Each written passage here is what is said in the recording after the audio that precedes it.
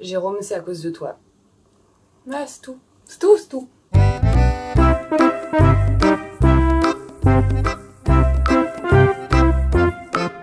Bon, alors... Donc Jérôme, c'est Jérôme, hein, Monsieur Jérôme. Je vous mets le lien de sa chaîne là tout de suite. J'avais pas prévu de faire de vidéo parce que en fait fatigue. Oui je sais, c'est les vacances, je suis une prof. Je suis pas censée me plaindre, mais là vraiment fatiguée. Et puis bon, j'ai regardé les dernières vidéos de Jérôme et je me suis dit vas-y, fais une vidéo plante, te prends pas la tête. Et ça tombe très très bien parce que Timothée, toujours le même, mais ça va devenir la star de cette chaîne, mais en fait c'est pas le seul, hein. Timothée, via son papa, 6 ans et demi, pas d'ennemi, me demandait comment les plantes carnivores se nourrissent par leurs racines, etc. Ah, attendez, il faut que je coupe mon lave-vaisselle. Oui, parce que je suis dans ma cuisine et j'ai lancé le lave-vaisselle et bref, il fait vraiment trop de bruit. Oui, j'ai un lave-vaisselle, je sais, c'est pas écolo. Si, c'est écolo, je sais pas. J'en sais rien, j'ai un lave-vaisselle, j'ai 3 enfants, Voilà. Donc du coup, Timothée me demandait comment les plantes carnivores arrivent à se nourrir avec leurs racines parce que Timothée doit penser, comme beaucoup de mes élèves tous les ans, que les plantes carnivores mangent des vaches, hein, certainement. Merci l'attaque de la moussaka géante et compagnie, et tous les films de série B autour des plantes carnivores. Eh bien, je vais aujourd'hui tout vous dire sur les plantes carnivores, enfin tout vous dire. C'est très prétentieux. Je vais vous dire ce que je sais sur les plantes carnivores et surtout vous présenter celles que j'ai. Alors en vrai, mon idée de vidéo c'était que je devais recevoir une plante, car oui j'ai fait une commande de plantes, encore, parce que c'est vrai j'en ai pas assez. Hein, j'ai compté l'autre jour, j'en ai 316 et en fait j'en ai reçu encore. Enfin j'en ai racheté. Donc du coup j'en ai plus de 316. Voilà. Mais le facteur n'arrive pas et donc je me lance dans ma vidéo parce qu'au bout d'un moment flûte, hein, voilà. J'ai décidé de plus dire de gros mots. Vous avez vu comment j'ai fait un effort, j'ai dit flûte. Bon bref, donc on va parler des plantes carnivores parce que tous les ans les élèves de 6e sont là, ah ouais mais madame les plantes carnivores, et non. Donc maintenant on règle le problème des plantes carnivores, ça me gonfle. Alors comme d'habitude, le cadrage est pourri, mais alors on en discutait avec Jérôme justement. Quand on est grand, c'est chiant, c'est pénible. Purée, j'avais dit que je disais plus de grands mots. C'est pénible parce que les trépieds de base sont trop petits, et du coup l'appareil photo fait comme ça en haut du trépied. Il faut mettre ça sur une boîte, donc Jérôme, sache-le, j'ai mis mon trépied sur une boîte. J'espère très fort, vu que c'est une boîte en carton, que Taïn ne va pas défoncer la boîte en plein tournage, au risque de faire tomber, enfin t'as compris. Voilà. Donc parlons des plantes carnivores. Moi je vais vous présenter celles que j'ai. Alors les plantes carnivores, on a toujours cette image de... parce que voilà, j'explique le fond du problème. Pourquoi les élèves à chaque fois me prennent la tête avec les plantes carnivores? Parce que je leur explique que les plantes, le règne végétal, les plantes chlorophylliennes, etc., enfin même les algues, enfin tout, le règne des plantes, est au début des réseaux trophiques, c'est-à-dire dans les premiers maillons des réseaux trophiques, c'est-à-dire des chaînes alimentaires, hein, pour l'ancienne version, hein, c'est celle qu'on a tous appris à l'école, la chaîne alimentaire. Et donc les plantes vertes, hein, grosso modo, sont au démarrage des chaînes alimentaires, sont les premiers maillons. Ce sont des plantes dites productrices, parce qu'en réalité, elles produisent leur matière organique, c'est-à-dire ce qui les compose, c'est-à-dire un assemblage de carbone, d'oxygène et d'hydrogène, à partir de matières inorganiques minérales. Donc c'est le principe d'une plante, hein, ça se nourrit d'eau et de minéraux et avec l'activation de la lumière, ça arrive à faire la photosynthèse pour faire de la matière organique qui sera elle-même consommée par les consommateurs primaires, secondaires et compagnie que sont les animaux. Et là, systématiquement, les élèves me disent, mais à juste titre, je comprends, et quid des plantes carnivores? Eh madame, vous vous foutez de nous, les plantes carnivores, hein? Oui, bon, vous avez compris. Donc en fait, les plantes carnivores, c'est un petit peu à part, mais c'est pas si à part que ça reste des plantes vertes. C'est ça, en fait, on se dit toujours que les plantes carnivores sont des sortes de gros machins avec des mâchoires, des machins, il y a une sorte de système digestif et qu'elles veulent ton mal, en fait. Mais pas du tout, pas du tout. Ce sont des plantes extrêmement adaptées à leur milieu. Je m'explique. Donc les plantes carnivores, déjà il y en a un paquet. Elles vivent un petit peu aux quatre coins du monde, hein, pas que dans les régions tropicales, mais souvent le point commun des plantes carnivores, c'est qu'elles vivent dans des régions où il y a très peu d'apports minéraux. Les apports en azote, en phosphore, etc. sont extrêmement faibles, donc des milieux stressants, type tourbière. Je sais pas si vous voyez, donc le substrat qui est hyper collant, très peu de matière organique, très peu de... voilà. Donc chiant, donc difficile, et donc elles ont développé des capacités à survivre de ce genre de milieu extrêmement exigeant. Voilà, donc les tourbières. Mais par ailleurs, ce sont avant tout des plantes vertes. C'est-à-dire que à la base, ce sont des plantes comme les autres qui font ce qu'on appelle de la photosynthèse grâce à leur chlorophylle. Et donc elles se nourrissent de matière minérale et d'énergie solaire pour synthétiser des molécules organiques composées de carbone, oxygène et hydrogène. Mais si jamais le milieu vient à trop s'appauvrir, on est le matin, enfin on est vraiment le matin, je suis en vacances et je me suis levée à 6 h. Posez pas de questions.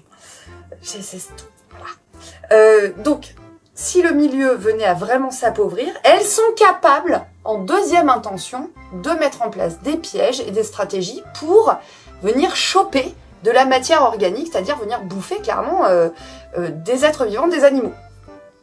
Alors la majorité, c'est quand même plutôt des insectes, mais c'est pas toujours le cas. Il y a certaines plantes carnivores qui ont des pièges extraordinaires, des urnes énormes qui leur permettent de choper qui des geckos, qui des petites souris ou des petits oiseaux, des oisillons. Ouais, ça existe. Alors pas chez nous, hein, clairement pas chez nous, mais bon. Donc ces plantes sont capables ponctuellement de venir compléter leur alimentation avec de la matière organique, voilà, avec des êtres vivants, des animaux. C'est comme si nous, de temps en temps, quand on manquait de bouffe, c'est ce que je dis à mes élèves tous les ans, vous manquez de bouffe, vous avez faim, vous avez accès à rien et vous êtes capable de sucer des graviers pour compléter, quoi. Bon, bah, le faites pas, hein. Attention, je vous le dis tout de suite, n'essayez pas de bouffer des graviers. Vous n'êtes pas capable. Les plantes carnivores ont réussi à développer cette adaptation. Alors, c'est ce qu'on appelle une co-adaptation, c'est-à-dire que le règne des plantes carnivores est assez vaste. Alors, je vais pas vous faire une classification, une phylogénie, parce que déjà, je la connais pas. Je vais être totalement honnête.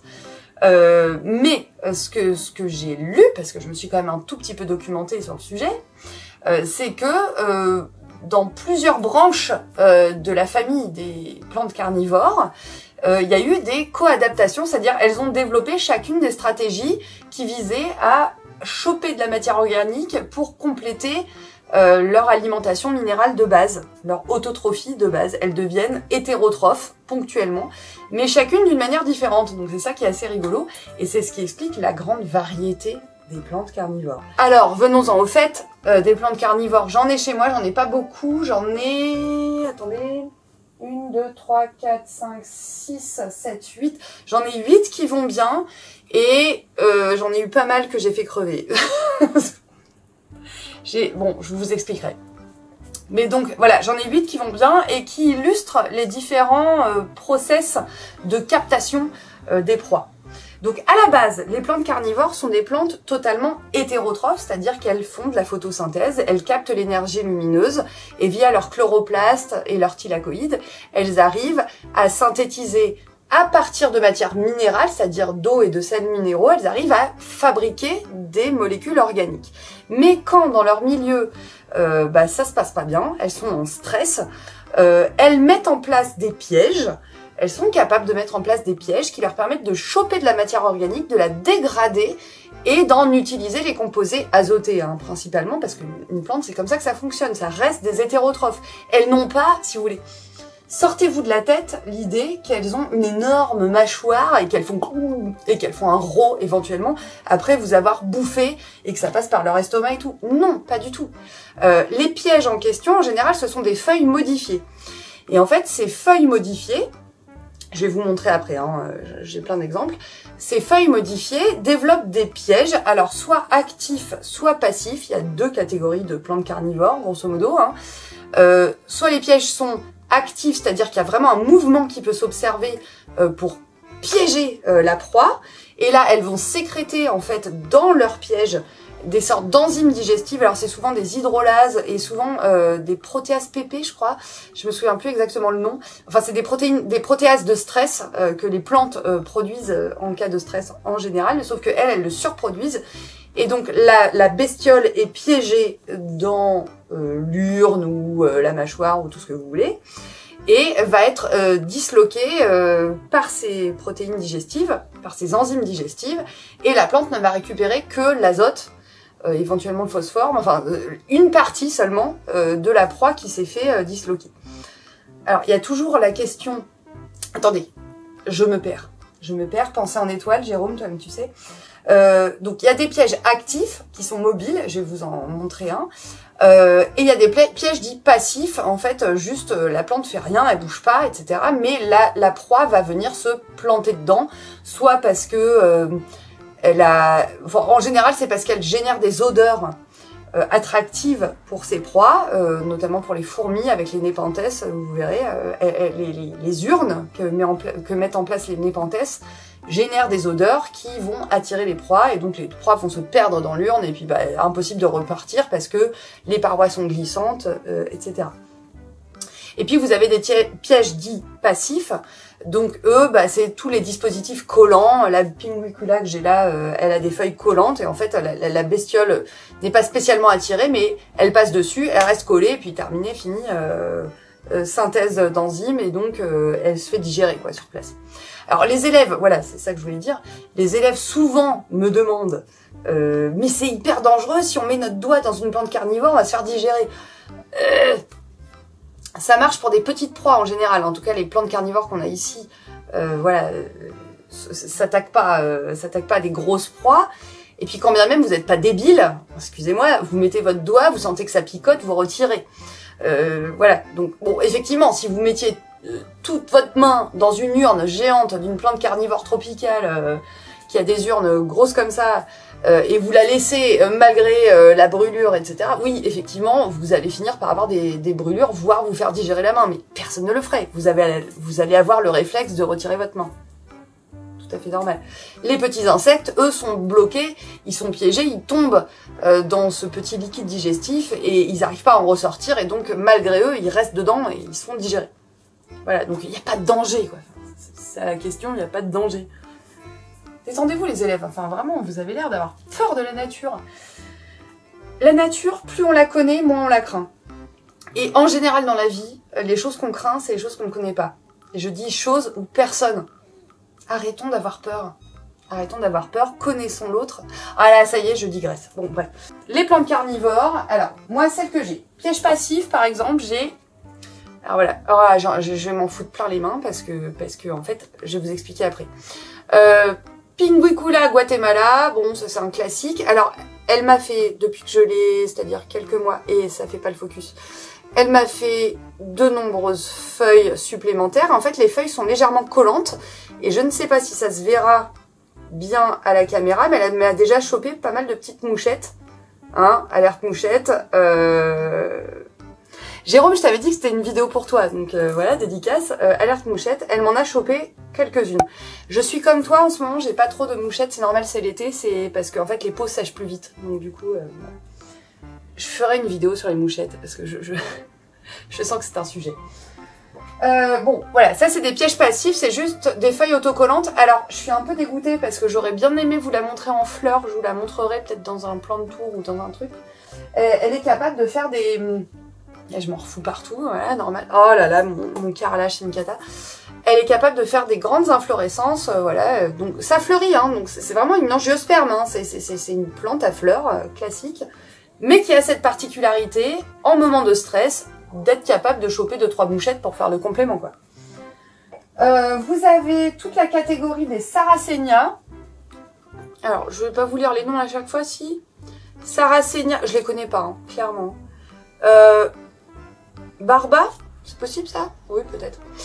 Donc ça c'est des plantes donc en rosette qui font des grandes urnes comme ça, vous voyez, avec un petit label en haut comme ça, et avec du liquide au fond des urnes. Alors ça c'est vraiment pour les maintenir, il faut garder du liquide au fond des urnes. Pareil, je m'en fous partout, c'est en train de dégouliner. Et donc, bah voilà, les insectes et les proies éventuelles sont attirés par l'odeur du liquide qui est au fond des urnes et viennent s'y plonger, et puis elles n'arrivent jamais à ressortir. Je suis totalement floue, mais en vrai, on s'en fout. Donc, voilà. Donc Sarracenia, ça c'est une variété, j'ai déjà oublié son nom, là j'en ai une autre. Voilà, plus pourpre, Sarracenia. Et ben le truc a moisi, donc je peux pas vous dire. Oui, parce que je vais vous expliquer pourquoi mes trucs ont moisi, il y a une vraie raison. Donc plus pourpre et qui me fait, vous voyez, de nouvelles pousses qui sont vertes au départ et qui ensuite deviennent mauve, pourpre, je sais pas, j'ai aucune idée. Par la suite, même principe, hein, donc du liquide au fond des urnes et puis les mouchettes viennent s'y piéger. Là j'arrive pas à voir, mais je crois sur la plus grande, elle m'a chopé des trucs. Donc bah ça fait toujours ça de moins dans mon appart, toujours ça de prix. Toujours une Sarracenia, légèrement différente. Oh, je viens d'abîmer une autre. Bon bref, toujours une Sarracenia, un peu plus trapue, un peu plus costaud, vous voyez.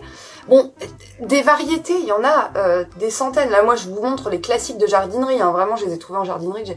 Clairement, je les ai trouvés chez Truffaut, hein, je vous le dis.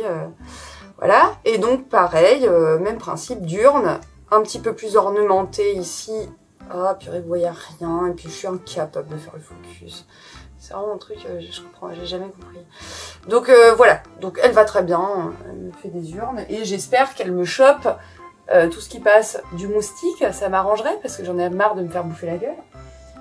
Bon, alors ça, c'est des pièges passifs, c'est-à-dire que la plante est comme ça, elle attend.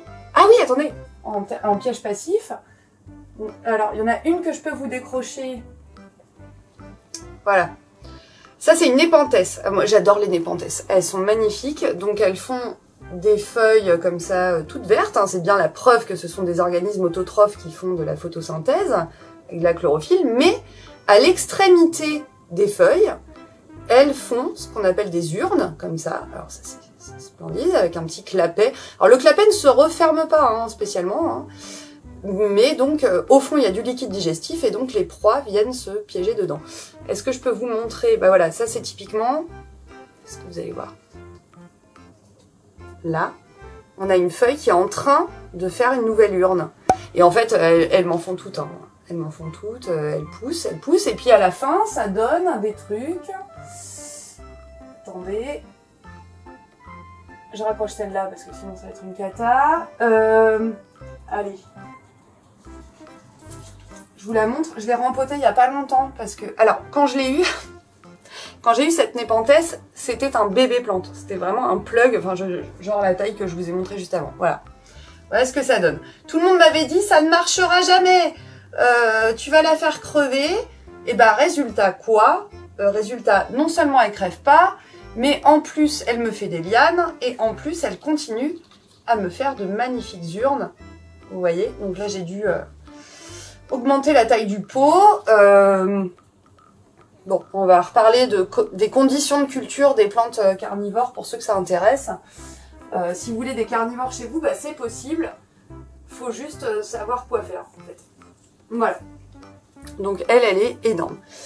Donc ça, tout ça c'est des pièges passifs, c'est-à-dire des pièges qui ne bougent pas et qui juste attirent à eux les proies éventuelles.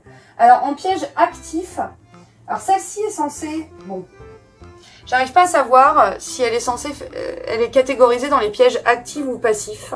Alors attendez, oui, donc c'est la Drosera, c'est ça. Elle a, oh, putain, ça serait bien quand même. Pardon, j'ai dit que je faisais plus de gros mots. Elle est censée... Attendez, si je me fous là, est-ce que ça a marché? Voilà. En fait, elle a des feuilles avec des petits bourgeons turgescents qui sécrètent un liquide collant et digestif. Donc les proies viennent se coller dessus. Certaines Drosera recourbent... Oh, c'est vraiment trop beau, j'aimerais bien... Je vais vous faire un close-up, je pense. Je vais vous faire un zoom que j'incrusterai. Je vais faire ça. Je vais faire plein de zooms que j'incrusterai. Certaines Drosera sont capables, une fois que la proie s'est collée à leur feuille, avec les petits bulbilles collants là, la feuille se replie sur elle-même. C'est pas le cas de celle-ci. Elle bouge pas, hein. Moi je l'ai jamais vue, ou alors c'est parce qu'elle est pas en forme, hein, peut-être. Elle perd des feuilles, hein, ça c'est normal. Bon, celle-ci je l'ai jamais vue bouger. Par contre, une que j'ai vue bouger, et là on parle vraiment de piège actif, c'est la Dionée. Alors je vais vous montrer. Alors j'ai fait le test tout à l'heure, ce qui fait que j'ai plus trop de feuilles ouvertes. Attendez, je vais... Passion focus. Hein. Si vous êtes à cheval sur les conditions de tournage et la qualité des vidéos et le focus, passez votre route. Hein. Ne m'insultez pas en commentaire en me disant vraiment c'est de la merde.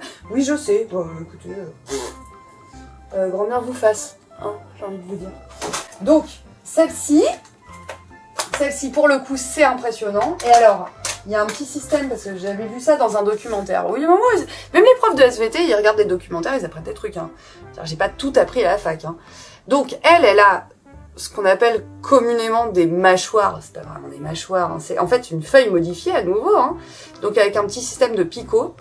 Et à l'intérieur, alors si jamais vous investissez, parce que ça coûte pas très cher, hein, vous pouvez y aller en jardinerie, ça coûte vraiment pas très cher. À l'intérieur de la feuille, je vous mettrai un close-up à nouveau, il y a des tout petits poils sensitifs. Et donc, par un procédé de turgescence, en fait, de stimulation des poils, et la feuille se vide de son eau, enfin les cellules se vident de leur eau ou se remplissent de leur eau, eh bien, quand vous touchez le petit poil, 2 fois, parce qu'une fois ça suffit pas, sinon les feuilles se refermeraient tout le temps, et là j'en ai fait se refermer une tout à l'heure, ça fait déjà 1 heure et elle est toujours pas rouverte. Donc c'est fatigant pour la plante. Donc en fait, après 2 stimulations des petits poils internes, on arrive à fermer la feuille. Et donc ça, c'est trop génial. Donc je vais... Est-ce que je vous le fais comme ça? Je vais essayer de vous le faire comme ça. Mais ça marchera que s'il y a le zoom, en fait. Parce que s'il n'y a pas le zoom, ça va être nul. Non, je vais vous le faire en close-up. Je vais le tourner maintenant. Attendez, bougez pas. Donc je vous fais un close-up de la Dionée. Alors voilà comment ça marche. Donc, vous avez les feuilles... Avec ce petit système de griffes, je vais essayer de refaire la mise au point.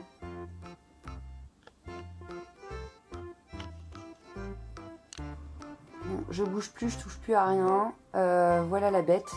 Donc j'ai un petit cure-dent et donc je vais aller titiller l'intérieur de la feuille. Alors une première fois. Vas-y, j'en ai marre, fais la mise au point. Mais il faudra m'expliquer s'il y en a qui sont pros là-dedans. Franchement, dites-moi comment vous faites parce que je n'y arrive pas. Bon, je vais m'écarter un tout petit peu. Voilà. Donc j'ai titillé une première fois, je retitille l'intérieur de... Hop là! Voilà. Donc c'est au 2e titillage que la feuille, j'ai un message, se referme. Et donc la bestiole est enfermée là-dedans, ne peut plus ressortir à cause des petits picots là qui sont là. Et la plante se met alors à sécréter des liquides digestifs, des enzymes, et donc la bestiole, paix à son âme, finit par crever. Je vous le refais une 2e fois, si vous voulez. Celle-ci est mi-fermée. Mi-fermée. Je le fais une fois. Hop là! Voilà, je l'ai titillé, et hop, ça s'est fermé. Vous avez vu ou pas? Est-ce que vous avez vu? Ben non, parce que le focus est merdique. J'adore. C'est nul. Faut vraiment que je travaille là-dessus. Hein. Bon, donc là, sur ma gueule, c'est net, mais dès qu'il faut que je filme une plante, ça marche plus. Bon, bref. Donc, pourquoi, en général, on vous dit, les carnivores, on n'arrive pas à les tenir, etc. Les carnivores, il y a 2-3 trucs à savoir. Déjà, je sais pas si vous avez remarqué, mais quand vous les voyez en jardinerie, elles sont le cul dans l'eau. Mais tout le temps, c'est pour ça que j'en ai foutu partout, que je suis en train de marcher dans une mare. Ça vit en tourbière. Une tourbière, c'est de la terre hyper tassée. Donc vraiment de la gadoue, quoi. Avec beaucoup d'eau, très peu d'oxygène, finalement, au niveau des racines. Il peut y avoir de la lumière. Il vaut mieux, d'ailleurs, qu'il y ait de la lumière. Mais par contre, c'est très pauvre comme milieu. C'est très pauvre en minéraux, etc. C'est vraiment un milieu pas cool. C'est pour ça que les plantes carnivores développent des pièges pour essayer de faire des compléments alimentaires, quoi, si vous voulez. Donc, quand vous les prenez chez vous, conseil, parce que moi c'est comme ça que je les tiens. Les petites en godet comme ça, voilà, je les ai mises, vous voyez, dans un Tupperware, mais un truc en verre là. et je leur mets en permanence un fond d'eau aux fesses. Voilà, c'est comme ça que je les maintiens. Elles sont tout le temps le cul dans l'eau. Alors, bon. Pour les népenthes, pour le coup, là, je change. Alors, je les mets pas en pot terre cuite, parce que pot terre cuite, ça va sécher trop vite. Elles ont besoin d'humidité. Celles que je vous ai montrées tout à l'heure, elles sont en pot plastique. Et c'est fait exprès. Et vous voyez, je sais pas si vous voyez, mais il y a des gouttelettes d'humidité. Je les ai pas arrosées depuis une semaine. C'est pas bien. C'est parce que j'étais partie en vacances. Oui, j'ai pris 4 jours de vacances. Pardon. Donc il y a encore de l'humidité, mais il faut vraiment que ça reste humide tout le temps. Bon, elles me font des belles racines, il n'y a pas de souci. Puis après, ça liane et ça continue à faire des urnes. Alors, dans l'idéal, j'ai encore... Bah maintenant j'ai un mail, hein, donc c'est super. Dans l'idéal, on dit qu'il faut les arroser avec de l'eau déminéralisée. C'est-à-dire, plus vous appauvrissez le milieu, c'est-à-dire vous n'apportez pas de minéraux, vous n'apportez pas d'engrais, rien du tout, plus elles sont stressées et plus du coup elles mettent en place des pièges. Bon, sauf que moi j'avais fait ça à une époque et en fait ça les stressait trop et du coup elles finissaient par crever parce qu'il leur fallait de la nourriture et j'avais pas forcément des insectes et des machins et des proies à disposition. Donc en fait maintenant ce que je fais c'est que je ne m'embête plus, je les arrose à l'eau du robinet, mais complètement. Hein. Elles ont une bonne lumière, elles ont une lampe horticole sur la tronche, je vous insérerai ça. Elles ont une lampe horticole sur la tronche et les fesses dans l'eau. Ben voilà, lampe horticole, fesses dans l'eau, un substrat pas trop drainant. Alors que sur toutes mes autres tropicales, je mets un substrat très drainant avec de la perlite, avec des écorces de pin, avec tout ça, bon bref, éventuellement du pont et compagnie. Mais sur elle, je laisse la tourbe et éventuellement je remets du terreau. Si je rempote, je remets du terreau à semis, mais je draine pas. Et donc tout ça, ça fait une bonne motte bien collante là, et les fesses dans l'eau tout le temps. Et ça marche, ça marche. Donc là, les népenthes que j'ai, la plus grosse, je l'ai depuis 2 ans, et la plus petite, je l'ai depuis quelques mois, et elle va très bien. Et elle continue à me faire feuille sur feuille, après ça fait des lianes, et c'est incroyable, et ça continue à faire des urnes. Pour les petites, pour les Sarracenia et compagnie, plus difficile, mais les garder, les fesses dans l'eau, voilà, c'est ça le truc. Les stresser à l'eau déminéralisée, pourquoi pas, mais moi de fait, je vois que quand même, malgré tout, elles ont quand même besoin. Ça reste des plantes vertes, donc elles ont besoin de minéraux. Faut pas les stresser de trop, quoi. Voilà. Je pense que j'ai fait le tour. Mon idée, c'était de faire une vidéo unboxing, parce que j'attendais une livraison, et en fait, elle n'arrive pas. Et j'ai pas envie d'attendre, donc voilà, je tourne cette vidéo. Donc je ferai certainement ensuite, j'ai envie de faire des vidéos plantes. En fait, en ce moment, j'ai moyennement envie de faire des vidéos de travail et de SVT. Je vous avoue, c'est les vacances et la rentrée ne m'enthousiasme que peu. Je suis ravie de vous retrouver les élèves, mais vraiment ça me saoule, hein, voilà. Parce que le travail c'est chouette, mais enfin bon, on aime bien être en vacances. Donc, prochaine vidéo, je vais certainement faire un unboxing, c'est très à la mode, avec vous parce que j'ai à nouveau commis des achats. J'aurais pas dû. Si, mais non, mais si, mais non. Enfin, mon banquier dirait que non. Voilà. Ça coûte cher, hein, à la fin, l'histoire. Et puis, dites-moi, voilà, c'était ça, on avait convenu de ça avec Jérôme, on s'était dit que c'était une bonne stratégie. Je ferais bien un plan de tour de mes trop nombreuses plantes. Mais je sens que ça va être une vidéo très longue, donc je vais pas la faire si ça vous intéresse pas. Donc dites-moi dans les commentaires, j'adore dire cette phrase, dites-moi si ça vous intéresse que je vous fasse un petit tour de toutes mes plantes. J'en ai vraiment beaucoup trop. Enfin c'est jamais trop, mais j'en ai vraiment beaucoup, donc la vidéo risque d'être longue, surtout si je m'épans sur chaque plante en vous racontant toutes les anecdotes que je connais sur chacune. Voilà, donc voilà, c'est ça les programmations là dans les semaines à venir. Je sais, j'avais dit que je ferais plein de vidéos et puis en fait, bah, j'ai profité de l'été. J'ai glandé, je me suis occupée de mes enfants accessoirement, qui ne sont pas là en ce moment, c'est pour ça que je peux faire une vidéo. Mais voilà, donc dites-moi si... Alors l'unboxing, je vais le faire. Et puis dites-moi si un plan de tour, ça vous intéresse, pour voir un peu l'étendue des dégâts chez moi, parce que là, vous voyez qu'un aperçu, mais en fait, c'est vraiment... C'est honteux, quoi. Non, c'est pas honteux, c'est chouette, je fais de mal à personne. À part à mon compte en banque, je fais de mal à personne. Je vous souhaite une très bonne journée, une très bonne soirée, tout ce que vous voulez, de bonnes vacances. J'espère que tout le monde va bien. Je pense fort à vous, hein, même si j'ai pas hâte de vous retrouver dans le sens où j'ai pas hâte de reprendre le boulot. Mais en vrai, j'ai hâte de vous retrouver, que vous me racontiez, ouais, on est allé à la plage, j'ai fait ci, j'ai fait ça, vous voyez, enfin, c'est ce genre de choses. Bon, les autres qui sont pas mes élèves, dites-moi comment vous allez aussi, hein, parce que ça m'intéresse également. J'ai une petite communauté qui me suit, j'espère, parce que j'ai vraiment pas été sérieuse là. Je vais me rattraper, je vous fais des gros bisous, à bientôt pour la prochaine vidéo plante, ce sera une vidéo plante, j'ai décidé de faire des vidéos plantes.